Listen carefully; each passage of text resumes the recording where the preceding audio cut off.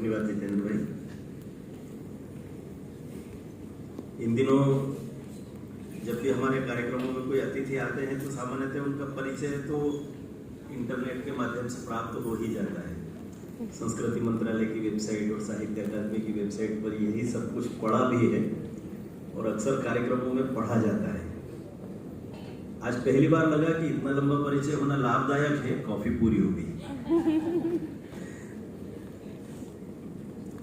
एक बहुत ही अच्छे सारस्वत अनुष्ठान में मंच पर इस सदन की अध्यक्षता कर रहे इंदिरा गांधी अनुसूचित जनजाति राष्ट्रीय विश्वविद्यालय के वरेण्य कुलगुरु परम श्रद्धेय श्री प्रकाश मणि त्रिपाठी जी, उत्तर प्रदेश हिंदी संस्थान की संपादिका परम आदरणीय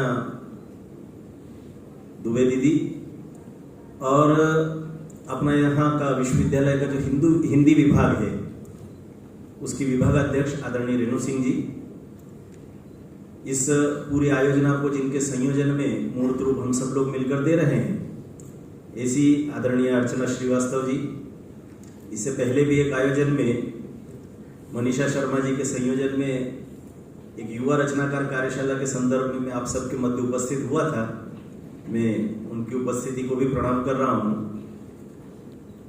आदरणीय संपादिका जी कक्षाड़ पत्रिका की दिल्ली से भी हमारे मध्य उपस्थित है सिंह दीदी, मैं उनको भी प्रणाम कर रहा हूँ। बंधुवर श्याम जी हैं, प्रख्यात शिक्षा शास्त्री डॉक्टर मीनू पांडे जी भोपाल से हैं।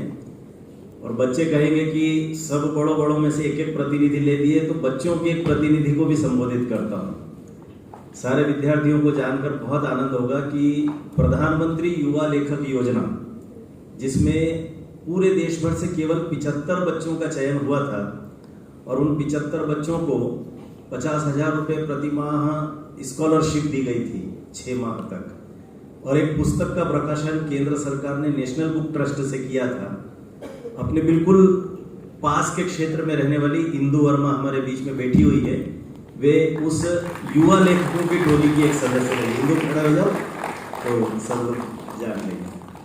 और यहाँ उपस्थित सभी वरेण्य आचार्य प्रवर बंधु भगिनीगण और प्यारे बच्चों, आज समाज, संस्कृति और साहित्य 3 विषयों को लेकर के यहाँ पर संगोष्ठी का आयोजन हुआ है। सामान्यतः तीनों से हम सब लोगों का पाला रोज पड़ता रहता है। विशेष करके हिंदी विभाग का, चूंकि यह संगोष्ठी का आयोजन है, इसलिए मैं ऐसा मानता हूं कि हिंदी विभाग के बच्चे तो यहाँ पर होंगे। इसलिए साहित्य के विषय में उन बच्चों को कुछ बताना तो मुझे लगता है कि कोई विशेष अर्थ नहीं रखता। लेकिन हाँ, संस्कृति और संस्कृति के साथ साथ समाज, इन 2 विषयों को लेकर के जरूर बातचीत करना चाहिए। हमारे इस संगोष्ठी का केंद्रीय विषय भी वही है। सबसे पहले हमको ये समझना पड़ेगा कि हम जब संस्कृति की बात कर रहे हैं तो संस्कृति है क्या। इसकी एक बड़ी सरल परिभाषा हमारे भाषा विज्ञान में दी गई है। संस्कृत वाङ्मय में कहा जाता है कि समकृति, एक जैसा करना।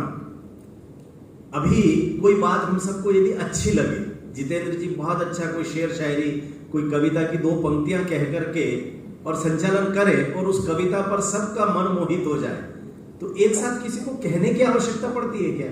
हम सब लोग सहज रूप से, समान रूप से एक कृति करते हैं और वह कृति होती है ताली बजाना। ये क्या है? अच्छी बात को प्रोत्साहित करने के लिए समाज ने एक प्रक्रिया तय कर ली, ये संस्कृति। संस्कृति की परिभाषा बहुत कठिन नहीं है, बड़ी सरल है।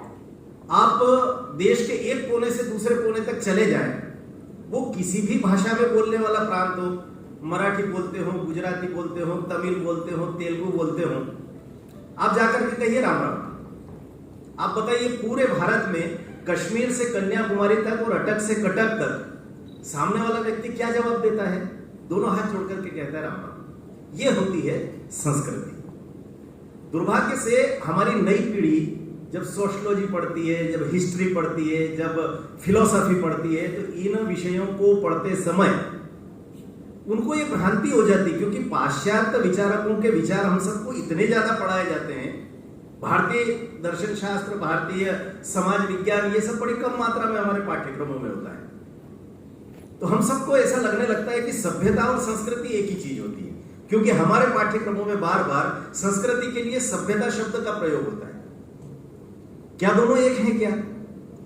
मोहनजोदड़ो में अगर कुछ ऐतिहासिक साक्ष्य प्राप्त होते हैं, हमको पता लगता है कि उस युग में भी हमारे पुरखे स्नानागार में स्नान करते थे, मिट्टी के बर्तनों में भोजन पकाते थे, मिट्टी के बर्तनों में भोजन बनाते थे, उनके पास चम्मच भी था, कढ़ाई भी था, उसके कुछ ठीकरियां मिल गई पुरातत्व विभाग को। ये भारत की सभ्यता है, लेकिन क्या इसको भारत की संस्कृति कहेंगे क्या? इसमें संस्कृति यदि हम खोजने लगे तो मुझे लगता है कि सब गड़बड़ हो जाएगा। और इसलिए जब संस्कृति की हम बात करते हैं तो स्पष्टता मानस पर होना चाहिए। भारत की संस्कृति वह विराट संस्कृति है जिसने संपूर्ण विश्व को दिशा देने का काम किया है। पूरी दुनिया अगर आज भारत के पीछे भाग रही है, अगर आज साष्टांग दंडवत की मुद्रा में खड़ी है, तो उसका एकमेव कारण यदि हमारे पास कुछ है तो वो हमारे देश की संस्कृति है। हम कहते हैं संस्कृति सबकी एक चिरंतन। ये चिरंतन संस्कृति आखिरकार है क्या? वास्तव में हमारी संस्कृति पर लगातार इतने आघात हुए और इतनी ज्यादा मात्रा में हमने संस्कृतियों को आयात किया कि हमको ये अभ्यास हो गया कि हमारी ही संस्कृति के मूल तत्व विदेश जाकर के वहां से आयात होकर के जब आते हैं, यानी योग का योगा बन जाना, आयुर्वेद का आयुर्वेदा हो जाना, तब हमको लगता है अरे वाह ये तो बड़ी अच्छी चीज है। बाहर से होकर जो आई, ठीक यही स्थिति हमारी संस्कृति की हो गई।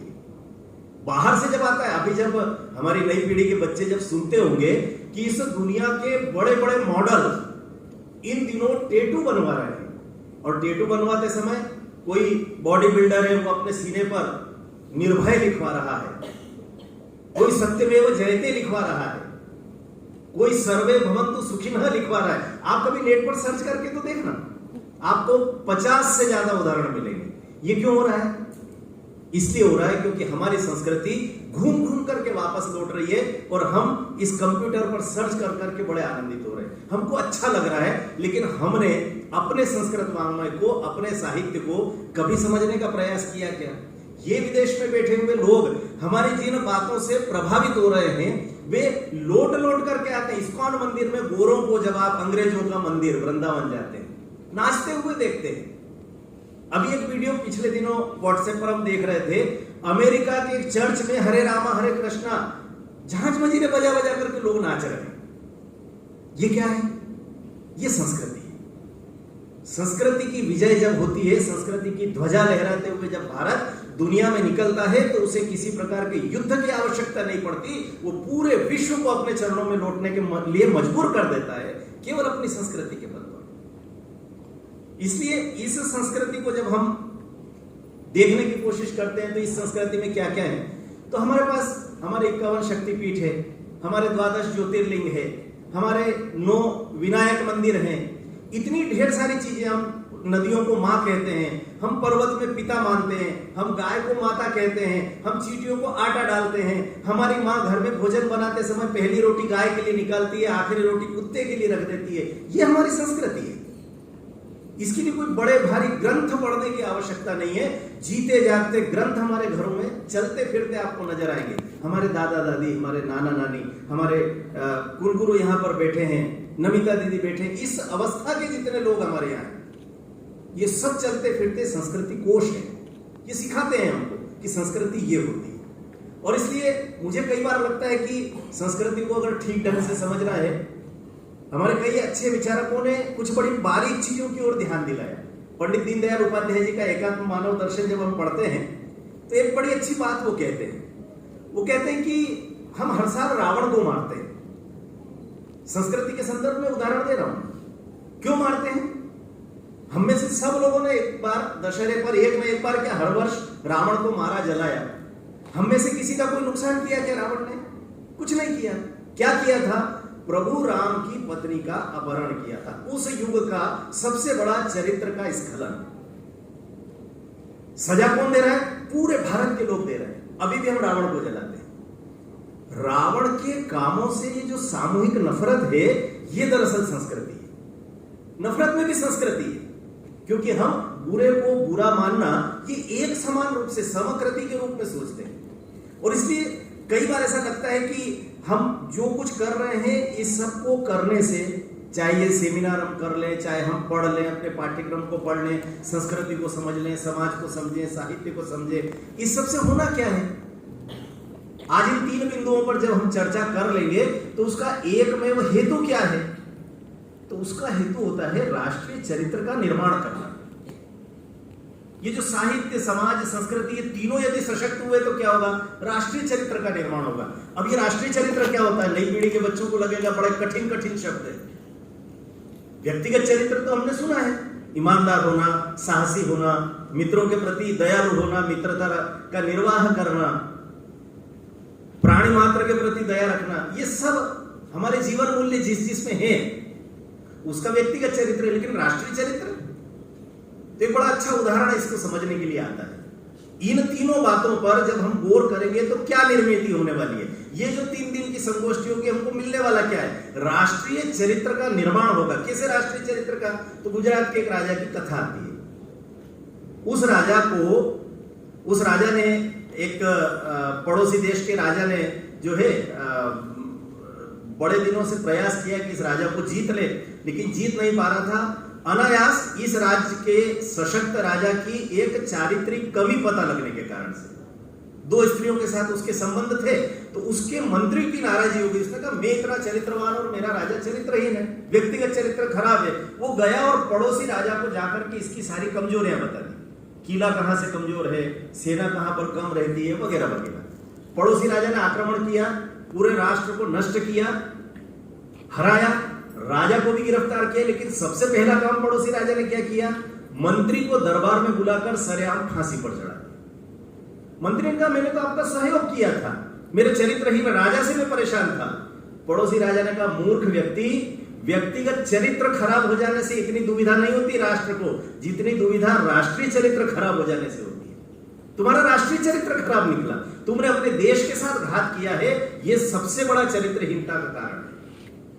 तो इस राष्ट्रीय चरित्र का निर्माण हम कर सकते हैं क्या इन संगोष्ठियों के माध्यम से? छोटे छोटे उदाहरण हमको ध्यान आते हैं। विवेकानंद जी का किस्सा तो सबने सुना है। ट्रेन में जा रहे थे, जापान की यात्रा पर गए, अचानक उनको फलाहार करना था, बाकी सारा भोजन वो कर नहीं पा रहे थे। 2, 3, 4 स्टेशनों पर उतरे लेकिन फल नहीं मिले, तो सीट पर आकर के बैठे और लगभग बड़बड़ाते हुए उन्होंने कहा कि कैसा देश है, फल ही नहीं मिलते हैं। सामने की सीट पर एक बच्चा बैठा था, तरुण बच्चा, 13-14 साल का। अगला स्टेशन आया, तुरंत उतर करके भागा, स्टेशन के बाहर एक फल की दुकान से फल खरीद करके और बिल्कुल अंतिम समय पर ट्रेन में चढ़ा और हाँफते हाँफते ला करके फल दे दिए। स्वामी जी ने धन्यवाद दिया और कहा कि मैं तुमको राशि दे देता हूं इसकी। उसने कहा नहीं, पैसे वैसे की आवश्यकता नहीं है, कृपा करके अपने देश में जाकर के किसी को यह मत कहना कि जापान के स्टेशनों पर फल नहीं मिलते। यह होता है राष्ट्रीय चरित्र। राष्ट्रीय चरित्र की सामान्यतः यदि कोई परिभाषा हम करना चाहें तो ये सरल तरीके हैं उसके, और इसी सरल तरीके से संस्कृति को भी हमको समझना पड़ेगा। आप साहित्य पढ़ लें, समाज पढ़ लें, सामाजिक शास्त्र, राजनीति शास्त्र, ढेर सारे हमारे विषय हैं, दर्शन वर्शन, ये सब पढ़ लें। इसमें संस्कृति कहां आती है, कभी हमने सोचा है क्या? संस्कृति किसी पाठ्यक्रम का हिस्सा है क्या? बिल्कुल नहीं। लेकिन आप सबको मैं बड़े सरल ढंग से अगर बताना चाहूं तो कहूंगा कि ये जो समाज शास्त्र, राजनीति शास्त्र, ये बल्ब है, पंखा है, एसी है, एक का काम है उजाला देना, एक का काम है हवा देना, एक का काम है ठंडा करना, इसका काम है मेरी ध्वनि को विस्तारित करना। लेकिन इन सब के अंदर एक कॉमन चीज आपको दिखाई देगी और वो है इलेक्ट्रिसिटी, विद्युत। ये जो विद्युत है, ये विद्युत यदि संस्कृति के रूप में प्रवाहित होती है तो आपके जीवन का जितना काम है वो सारा का सारा काम यशस्वी हो जाएगा। आप जीवन में जो बनेंगे, सीए बनेंगे, डॉक्टर बनेंगे, व्यापारी बनेंगे, सब कुछ बन जाइए, संस्कृति यदि आप में है तो इस राष्ट्र के एक ऐसे प्रतिनिधि बनकर के आप खड़े होंगे कि पूरी दुनिया आप पर गर्व करेगी। ऐसे उदाहरण हमको दुनिया भर में देखने को मिल रहे हैं। साहित्य में भी मिल रहे हैं, संस्कृति में भी मिल रहे हैं, समाज जीवन में भी मिल रहे हैं। लेकिन इन सब उदाहरणों से क्या हमको यह सोच लेना चाहिए कि पर्याप्त है क्या? मोदी जी ने बहुत सारा कर लिया, पूरी दुनिया जो है भारत के पीछे दौड़ रही, इससे काम चलेगा क्या? एक नरेंद्र मोदी पर्याप्त है क्या भारत के लिए? एक नरेंद्र तब आए थे, शिकागो में भाषण देकर के गए। अगर तब भारत सोच लेता कि बहुत हो गया, क्या करना है, अब तो पूरी दुनिया साष्टांग दंडवत है, तो दूसरे नरेंद्र आते क्या? और ऐसे कितने नरेंद्र की आवश्यकता है, इस परिसर में से कितने नरेंद्र निकलना चाहिए। इस तरह की संगोष्ठियों का एकमात्र हेतु यही है कि हम सब लोग मिलकर के विचार करें। समाज का दर्पण है साहित्य। अभी दीदी ने बताया आप सबको, सचमुच हम इस तरह के मुहावरे हिंदी विभाग में भी कई वर्षों से सुन रहे हैं, पढ़ रहे हैं, किताबों में लिखे हुए हैं। उसके बाद भी विकृत और विद्रूप साहित्य क्यों आ जाता है? क्यों उस तरह की फिल्में आती है, स्लम डॉग मिलेनियर, जिसको एक अंतरराष्ट्रीय पुरस्कार की भूख में हम अंतरराष्ट्रीय जगत में सारे प्लेटफॉर्म पर परोसते फिरे।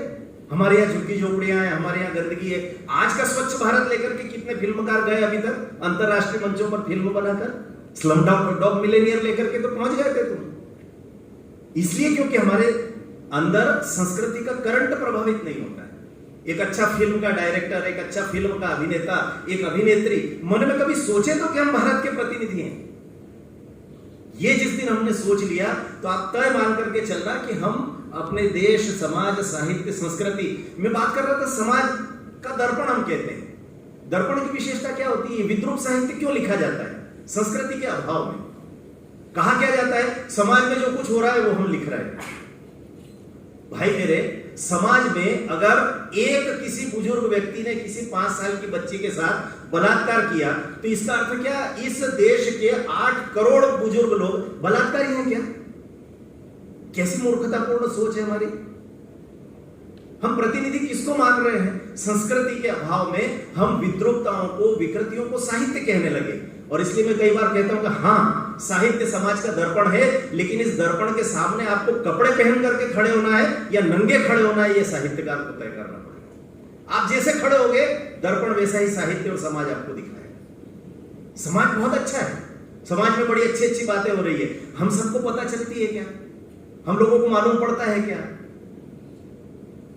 हमने इतने सारे पूरे पूरे समाचार अखबारों में पढ़ लिए, हमने कभी पता चला क्या कि एक गुजरात का एक लड़का निकला, जाकर के उसने अमेरिकन स्टॉक एक्सचेंज में एक कंपनी को रजिस्टर्ड करवाया, करोड़ों अरबों रुपए का व्यवसाय किया, ब्रिटिश स्टॉक एक्सचेंज में अपनी कंपनी को रजिस्टर्ड कराया, अमेरिकन कंपनी कह करके ब्रिटेन के स्टॉक एक्सचेंज में जाकर के 1000 साल पुरानी कंपनी के शेयर होल्डर्स की लिस्ट निकाली और उस लिस्ट के आधार पर पूरी दुनिया में घूम घूम कर 51%, 75% शेयर उस कंपनी के खरीद लिए। लोगों ने कहा कैसा पागल है, जो शेयर उस जमाने में 10,000 के बिक रहे थे उसकी कीमत आज 10 पैसे नहीं बची, कंपनी बर्बाद हो चुकी है, आज उसका कोई प्रोडक्शन नहीं है, आज उसकी कोई फैक्ट्री नहीं। कोई बात नहीं, तुमको शेयर बेचना है कि नहीं?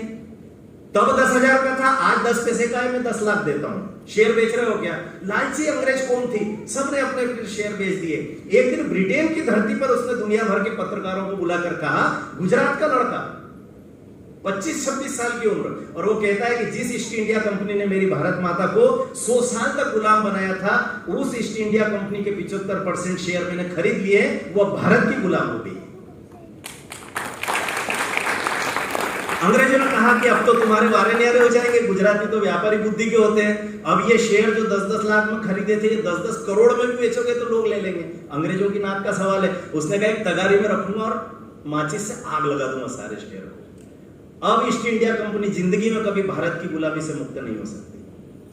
पैसे कमाने के लिए थोड़े ही किया। ये खबरें हमने कितनी बार पढ़ी, इस पर कोई कहानी, लघु कथा, कविता लिखी गई क्या कभी? उस युवा को कितने लोग जानते हैं? उसका नाम पता है क्या? संजीव शाह नाम का कोई व्यक्ति हुआ है क्या?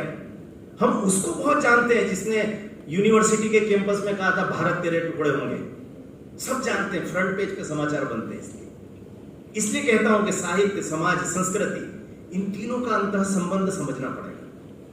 और इसलिए बहुत विस्तार से बातचीत नहीं करते हुए संक्षेप में मैं केवल इतना कहना चाहता हूं। इतना विस्तार भी इसलिए कर दिया क्योंकि अब अगले 3 दिनों में मुझे दोबारा मंच पर नहीं आना है, और मुझे बताया गया था कि ये एक प्रकार से बीज वक्तव्य रहेगा। अगले 3 दिन में हम सब लोगों को किस पटरी पर रेलगाड़ी को दौड़ाना है, उसके बारे में थोड़ा चिंतन करना है।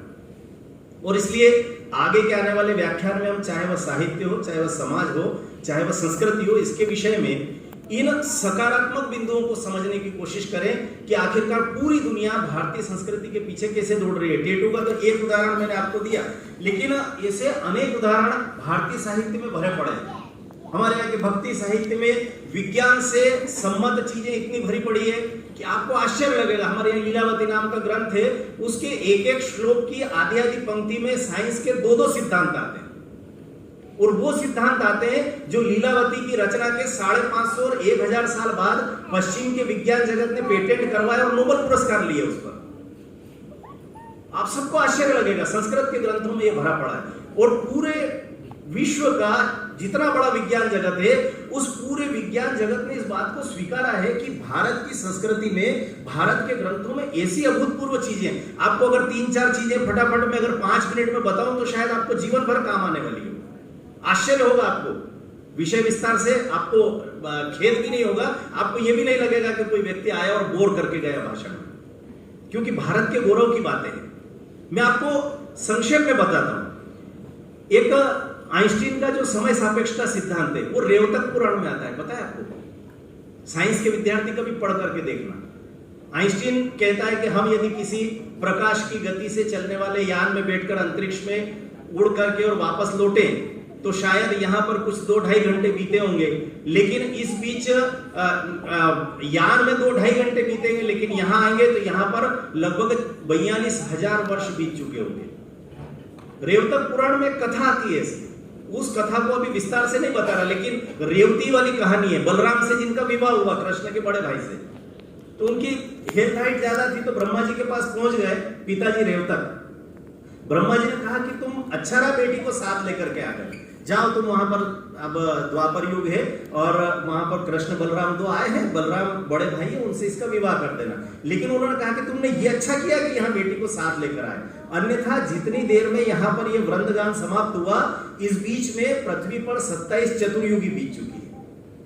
आइंस्टीन के सिद्धांत को वहां रेवतक पुराण में आप उल्लेख पाएंगे। इतना ही नहीं तो आप क्लोन की बात करते हैं, आधुनिक युग का सबसे बड़ा जो आविष्कार माना जाता है। मैं महाभारत की बात नहीं कर रहा हूं। आप कहेंगे कि वो 100 कौरवों के जन्म की कथा, क्लोन की कथा, हाँ है, वह भी है, लेकिन मैं आपको बताऊं कि दुनिया का सबसे पहला क्लोन हरियाणा के डॉक्टर माता प्रसाद ने बनाया। ये हम में से कितने लोगों को पता है?